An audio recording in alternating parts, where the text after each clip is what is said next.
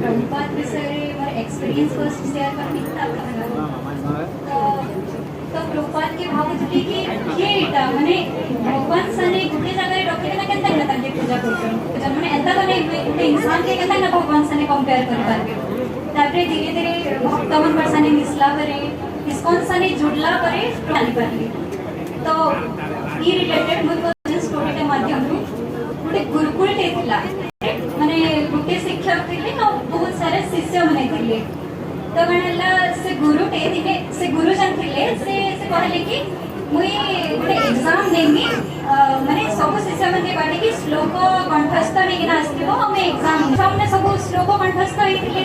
तो गुरु जते बेले एग्जाम नबा टाइम आसला अर्जेंटली तंकर फ्रेंड गुटे आसले तो से टाइम रे अवेलेबल नाही दी पारले तो से गुरु कहले कि तो से कहले कि तमे गुटे गुटे किना जाओ बरबर स्तर रे जहां सब कंठस्थ हेइ छ सेटा सब गुटे गुटे किना कहि दियो तो समस्त एंता करले पछे गुरु एटा भी कहले कि केनता एटा मार्क जणा पड़बा तमे गुटे गुटे किना जीवो बरबर स्तर रे श्लोक कहबो से बरबर स्तर जदी गुटे भी पतर नाही पड़ला बोले तमे जानबो कि तमे एग्जाम रे फुल मार्क माने पास हेइ छ तापरे गले गुटे गुटे स्टूडेंट सब